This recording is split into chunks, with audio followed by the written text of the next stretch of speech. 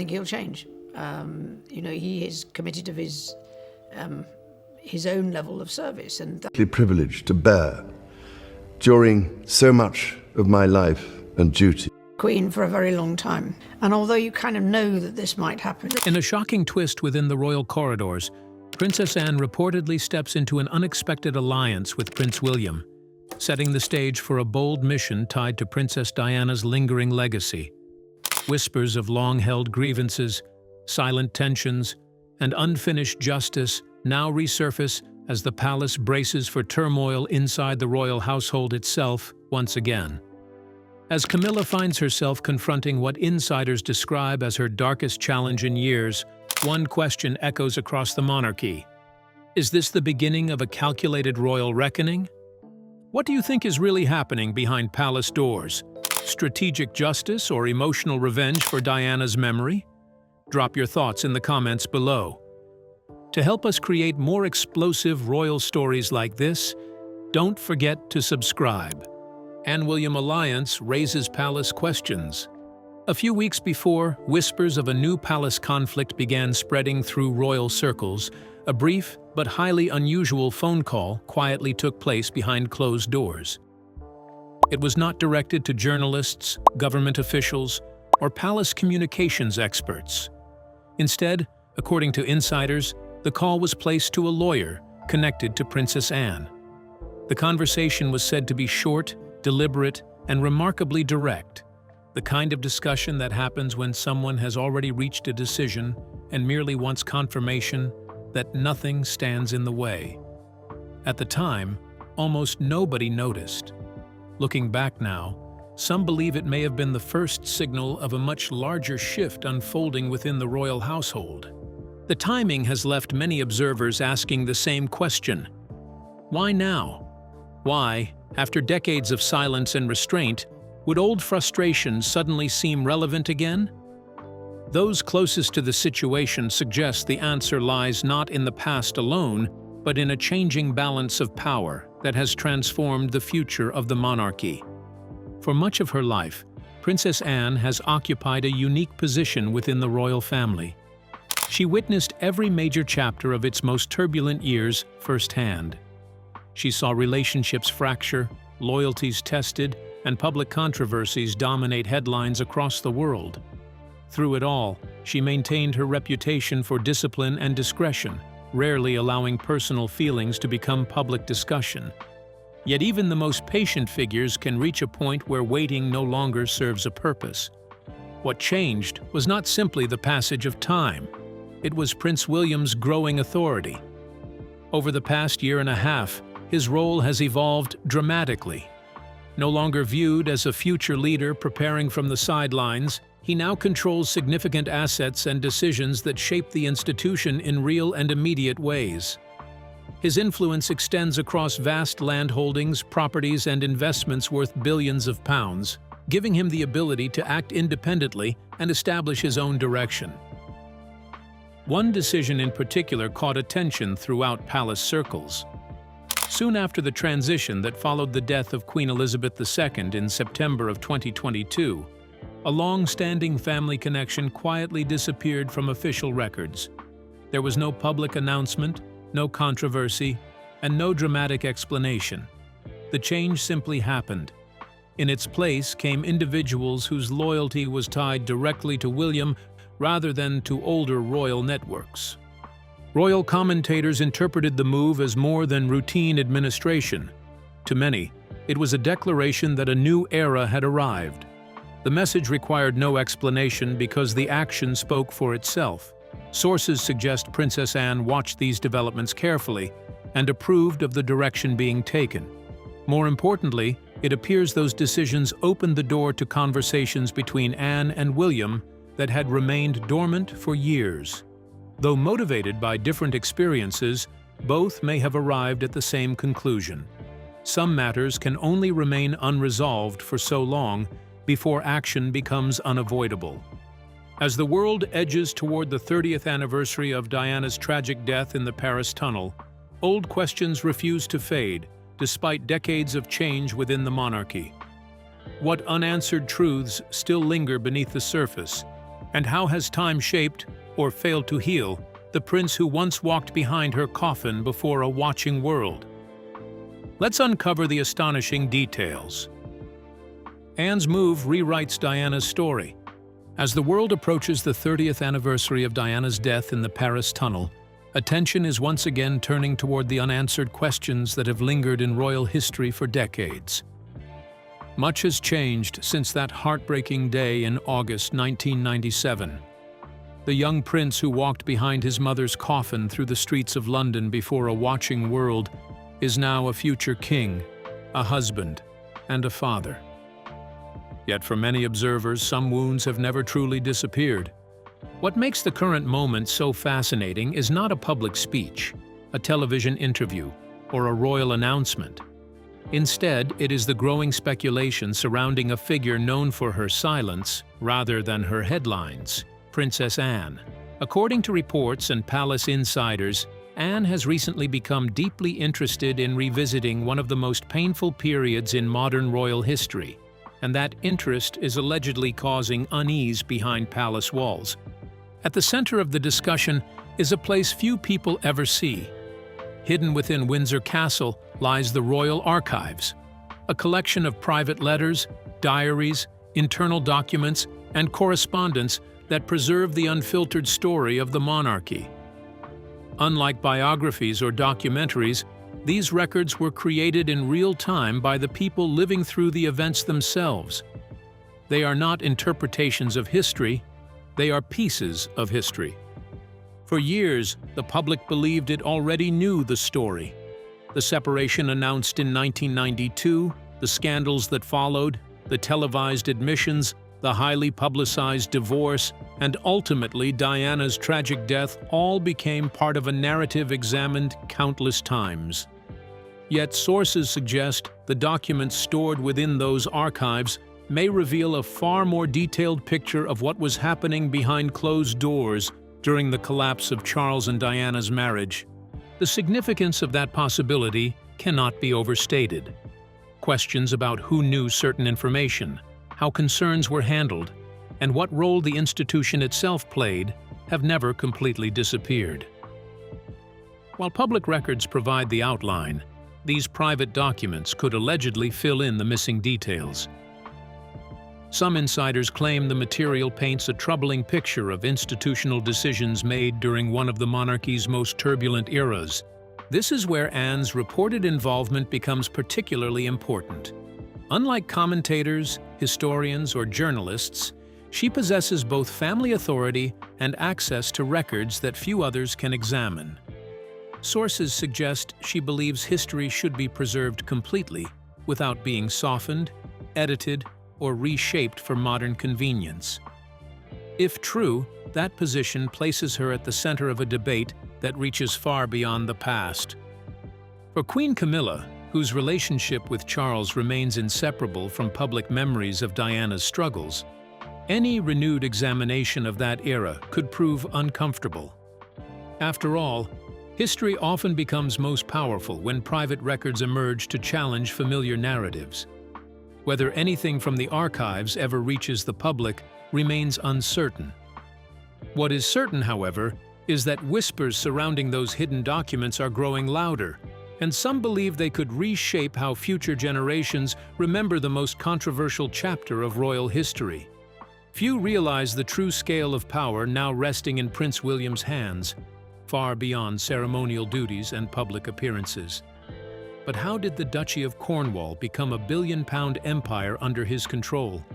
And what decisions behind palace walls are now shaping its future in ways the public rarely sees? Let's find out. William's power reshapes the royal circle. Few people fully grasp the scale of the power now resting in Prince William's hands. While public attention often focuses on royal ceremonies, speeches, and carefully staged appearances, a far more significant story has been unfolding behind palace walls. The Duchy of Cornwall, a vast estate built over nearly 7 centuries, generated around £30 million in a single year by 2025. Its tenant farms, holiday properties, commercial ventures, rights across Dartmoor, and holdings linked to the Isles of Scilly form an empire worth well over £1 billion. Every major decision connected to that empire now falls under William's authority. Those who follow royal affairs closely believe that authority is being exercised with remarkable care. Nothing dramatic, nothing loud. Yet a pattern has emerged that insiders find difficult to ignore. The removal of Annabel Elliot from an important position attracted attention, but many now view it as only the first indication of a much broader shift. Invitations once routinely extended to figures connected to Queen Camilla's family reportedly began disappearing. Access to prestigious royal occasions became less certain. Familiar faces that had long moved comfortably within royal circles were suddenly appearing less often, and in some cases, not at all. What makes these developments so fascinating is their subtlety. No single decision appears controversial enough to create a major public dispute. Viewed individually, each change seems minor. Viewed together, they paint a picture of influence being carefully redirected. The effect is not dramatic exclusion, but a gradual narrowing of pathways that once appeared firmly established. At the same time, another development has been quietly gathering momentum. According to sources, William has increasingly directed resources connected to the duchy toward causes closely associated with his late mother, Diana. Mental health, homelessness, and HIV awareness were among the issues she championed, despite resistance from parts of the royal establishment. During her lifetime, those subjects were often considered uncomfortable territory for a senior royal.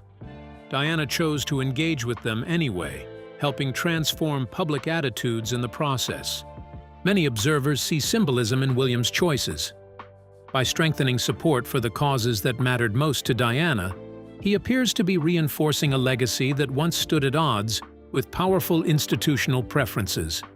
It is a gesture that combines memory, influence, and financial power in a way few royal figures have ever been able to achieve.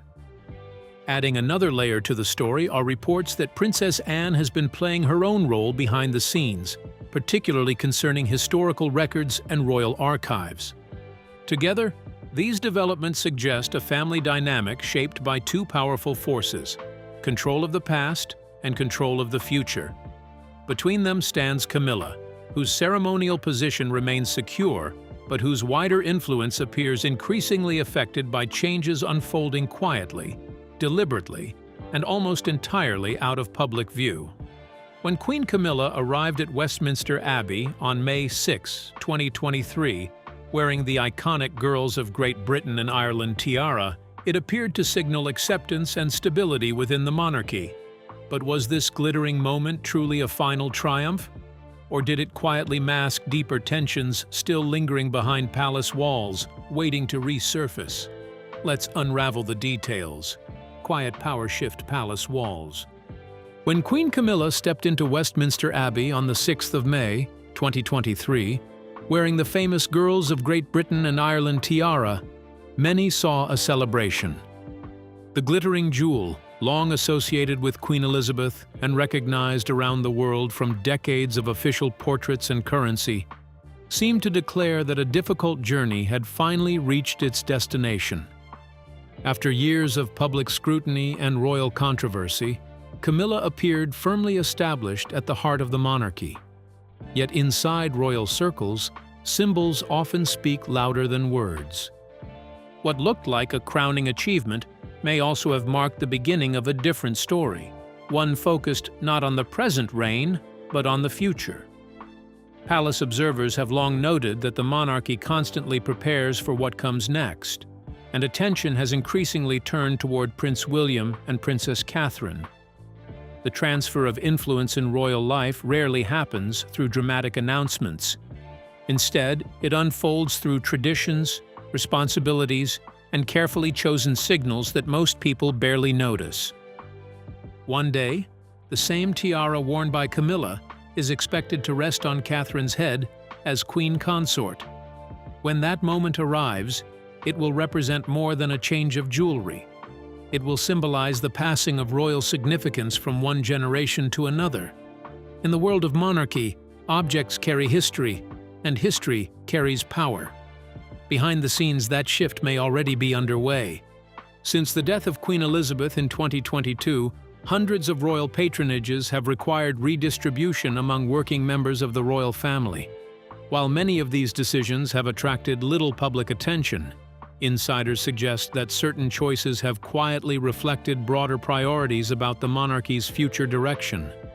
Rather than strengthening the visibility of the current queen, some important opportunities have reportedly found their way elsewhere, reinforcing the growing prominence of younger royal figures. The signal became even harder to ignore in 2025, when King Charles granted William and Catherine the authority to issue royal warrants. Historically reserved for the sovereign and a select few, this privilege carries considerable symbolic value. It connects businesses, institutions, and public life directly to the Crown's approval.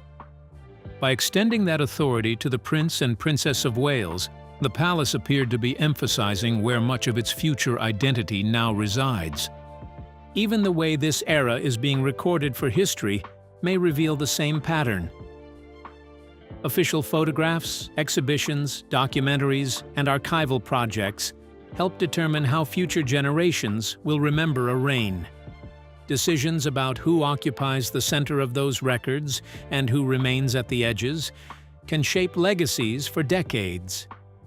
In that quiet contest of memory and symbolism, the most important battle may not be taking place in public view at all. Royal history is shaped as much by silence as by ceremony, and Queen Camilla's carefully managed image now appears to be facing subtle but growing pressure. But what are these quiet changes behind palace walls? And why are insiders suggesting that small shifts, once ignored, are now reshaping how she is viewed within royal circles? Let's reveal the surprising details. Shifting shadows of the crown. Royal history is shaped by what is preserved and what is quietly allowed to fade.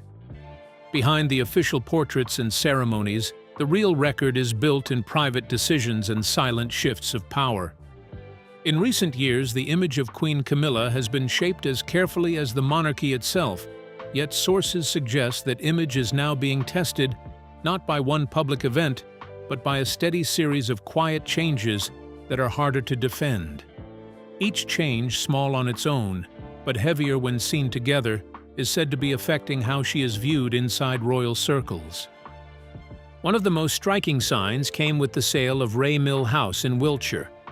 The property, long seen as her private escape and once described as a place of peace, disappeared from her holdings without ceremony or public explanation. It was not announced in a grand statement nor marked by royal messaging, but simply removed from her name on record. Sources suggest this decision reflects a deeper personal shift rather than routine financial planning. People rarely give up a long-held sanctuary unless something fundamental has changed in their sense of future. Meanwhile, her current position places her across several major royal residences, including Buckingham Palace and Clarence House, as well as Sandringham and Balmoral. But that arrangement is tied closely to the reign of King Charles III. Once that reign ends, the structure shifts sharply in favor of Prince William and Catherine, who would assume control of key estates including Sandringham and Balmoral, while Buckingham Palace becomes their main official base. For Camilla, this means access would no longer be guaranteed, but would be dependent on invitation rather than position. Financial sources estimate she may retain Clarence House, worth about $72 million, and Highgrove, valued at about $39 million. Yet even these assets cannot fully replace the authority and reach of her current role. The wider family network is also reportedly shrinking as William reviews access for relatives linked to Camilla. Tom Parker Bowles and Annabelle Elliott are said to have reduced involvement in official spaces. Over time, a once wide circle of proximity is being narrowed with careful intent and long-view planning. Sources suggest this is less about emotion and more about structure being rebuilt piece by piece within the institution. What remains is a shifting balance of influence where legacy property and access are being quietly reassigned in preparation for a future that looks very different from the present arrangement within the monarchy itself. Observers note that these changes unfold slowly but steadily, leaving a lasting impact on how power is held and how it will be remembered in the years ahead within royal history itself. And then came the Sarah Ferguson situation, quietly turning into a pressure point Camilla could no longer contain alone. Why does her name now appear in sensitive Epstein-related documents? And how did an unproven association become a growing concern inside royal circles amid the fallout around Prince Andrew and mounting institutional strain? Let's find out. Palace divide and unspoken loyalties. And then there's the Sarah Ferguson situation, which has quietly become a pressure point inside royal circles that Camilla can no longer easily manage on her own. The name of Ferguson appears in documents linked to the Epstein files released by the United States Department of Justice. There is no evidence of criminal wrongdoing against her, yet the association remains documented and politically sensitive in the current climate following the fallout surrounding Prince Andrew's arrest and the wider institutional strain. Within palace conversations, sources suggest Prince William has made his position unmistakably clear to Camilla, urging her to distance herself from Ferguson publicly and permanently. The alternative, according to those accounts, would be continued erosion of trust and influence inside the institution. Camilla, however, has resisted that pressure, viewing the idea of ending a friendship that predates her royal marriage as both personally impossible and emotionally unfair. This disagreement has not been resolved, and sources say it is quietly costing her influence within palace structures week by week. At the center of this internal strain stands King Charles, whose position is described as increasingly difficult to sustain. Earlier this year, in February, he placed a phone call to Princess Anne that sources describe as one of the most emotionally restrained yet painful exchanges between the siblings in decades. It was not confrontational, but quiet and heavy, with understanding. Charles reportedly understood Anne's position and the reasoning behind her stance, yet found himself unable to fully counter it. The conversation lasted 40 minutes and ended without resolution. He is now 76 years old. Diagnosed with cancer in February 2024, treatment continued through 2024 and into 2025. While he maintains public duties with discipline, sources note that sustained internal conflict management has become increasingly difficult. The pressure of balancing institutional stability with family fractures is said to be draining his capacity to intervene decisively. In particular, the expectation that he shield Camilla from scrutiny linked to William and Anne is described as an ongoing strain he is increasingly ill-equipped to absorb. Yet, beneath the formal language of duty and loyalty, there remains an unspoken question about how long this fragile balance can hold before private bonds fully reshape public authority inside the palace walls, where every decision now carries consequences that extend far beyond personal. How could King Charles possibly protect Camilla when it would mean confronting William and even Princess Anne, both firmly unwilling to yield? What unseen power struggle within the palace makes this impossible choice feel less like a solution and more like the start of an even deeper royal fracture? Let's uncover the intriguing details. The quiet reordering of power. Protecting Camilla would require telling William to restore access and privileges to those he had quietly removed. Yet within the inner circles of the palace in London, it is widely understood that such a request would collapse the moment it is made. William would not yield, and Charles knows it. It would also mean asking Anne to step back from her control of certain royal archives, a quiet authority she has expanded over time. She would not comply either, and again Charles understands this resistance before it is even voiced. In effect, it would force the king into a public stance against both his heir and his sister, all to defend the position of a woman still tied in the public mind to the suffering of Princess Diana. The cost of such a choice is not only political, but deeply personal. It would expose fractures that have been carefully contained since the early 21st century, leaving Charles isolated at the center of competing loyalties. What makes the situation heavier is his awareness that none of this is abstract. He lived the history that fuels it. His past relationship with Diana is not a distant memory, but the foundation of his present anger. He is, in the simplest terms, the origin of the pain that now circles back through his family. This recognition leaves him unable to argue with conviction. How does one defend a new marriage when the objections from his son are rooted in a loss caused by his own actions? How does he ask his sister to prioritize unity when she witnessed the consequences firsthand? Sources suggest that in private, Charles does not respond with anger. Instead, he shows an unsettling form of understanding, as if he recognizes the logic of those who oppose Camilla, even when it works against his own wishes. Within this tension, two interpretations emerge. One sees deliberate retaliation, a slow undoing of Camilla's influence driven by unresolved grief. The other points to a more calculated process, one that avoids spectacle in favor of steady structural change within royal systems.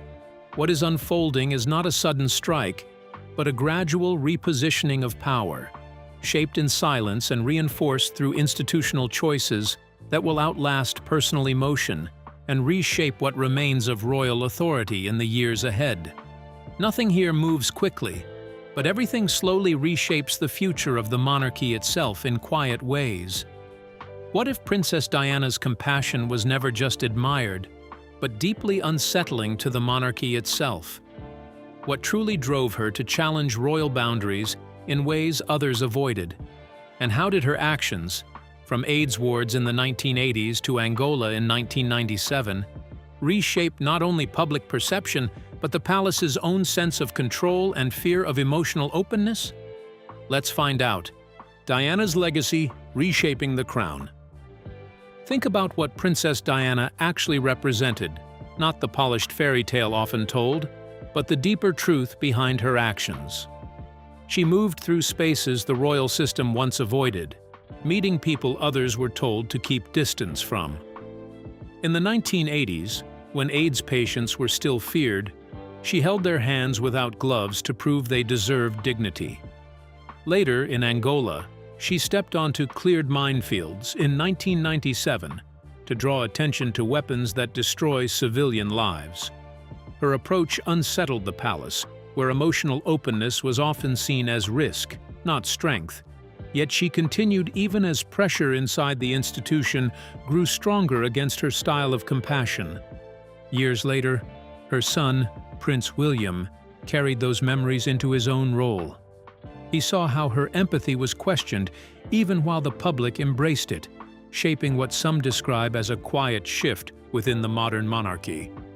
Instead of rejecting her methods, William appears to be adapting them into formal practice within royal duties. The focus now leans toward direct engagement, public accountability, and a more human tone in service. Alongside him, Princess Anne has long maintained steady work that avoids spectacle yet reinforces duty through consistency. Together, their approaches suggest a monarchy evolving quietly rather than loudly, shaped less by ceremony and more by lived example. Meanwhile, Queen Camilla is said to be watching these changes unfold with a growing awareness of what they represent.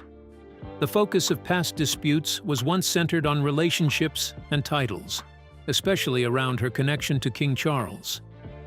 But the deeper current now runs beyond personal history. It is about legacy, memory, and how the story of Princess Diana continues to shape decisions inside the institution. Some observers suggest that no legal or symbolic victory can easily answer that force. It is not a conflict settled by position or ceremony, but by time and direction. Prince William and Princess Anne appear aligned in building something that reflects service over display. Their work is often described as quiet correction rather than open confrontation. Within that shift, Diana's influence remains present, not as a memory frozen in time, but as a guiding pressure shaping outcomes. What once divided the family now appears reinterpreted through responsibility and long reflection. The public role is gradually being rebuilt around lessons once resisted but never forgotten. In that slow transformation, the monarchy becomes less about image and more about meaning carried forward through action. This evolution continues to redefine how leadership is understood within the royal family today, shaping expectations for future generations quietly and decisively. So, what do you think is behind Princess Anne teaming with William to avenge Diana and Camilla's darkest day approaching? We'd like to hear your thoughts. Don't forget to like and subscribe.